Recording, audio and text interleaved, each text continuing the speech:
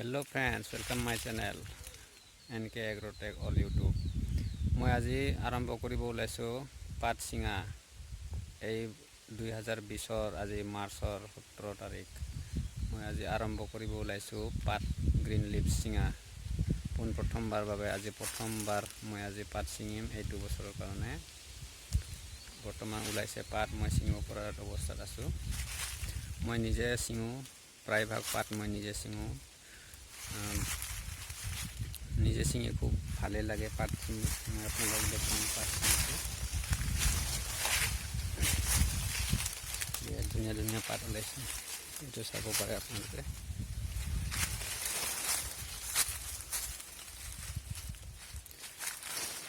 মই পাত চিঙি উপাৰ্জন কৰোঁ। আমাৰ বাগানৰ বাহিৰে একো ইনকাম নাই, বাগানৰ লগতে আমি চলি থাকোঁ।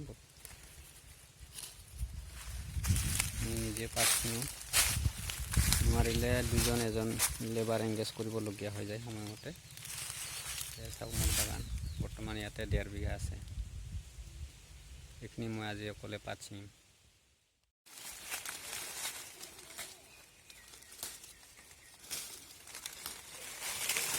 মই নিজে পাত চিঙিব জানো ধুনীয়াকৈ। অতি সুন্দৰ লাগে পাত চিঙি। প্ৰথমতে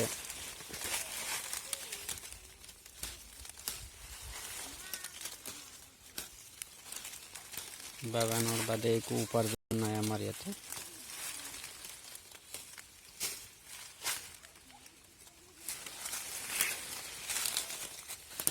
কিছুমান দীঘল হৈ গৈছে, কিছুমান বৰ্তমান ওলাই আহি আছে।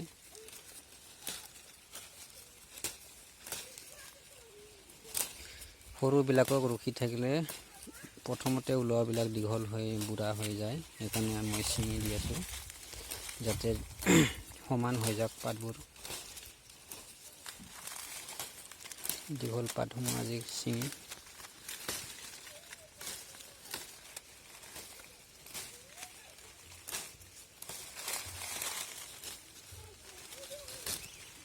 কিছুমান টান হৈ গৈছে বুঢ়া পাত।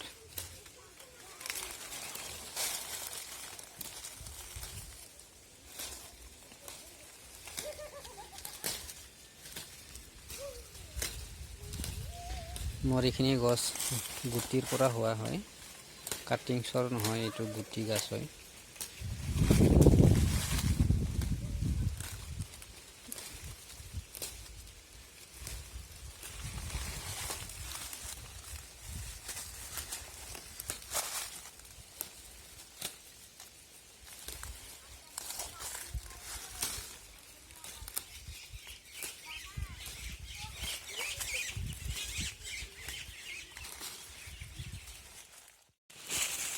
মই যিটো পাত চিঙি আছোঁ আজি, এইটো হ'ল লেভেলিং MS বুলি কয়।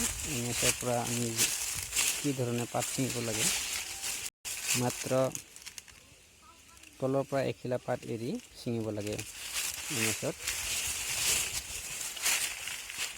ঠিক তেনেকৈ চিঙিব লাগে, এনেকৈ তলত এখিলা পাত ৰাখি।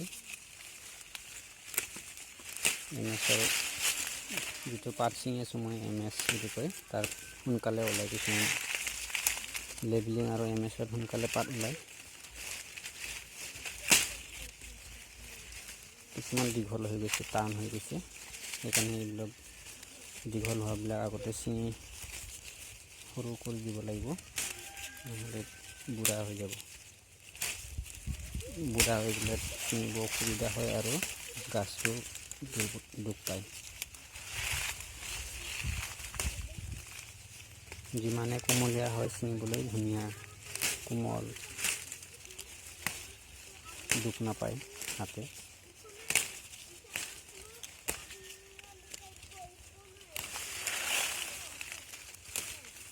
মই আজি এইখিনি শেষ কৰিব পাৰিম নে নাই অকলে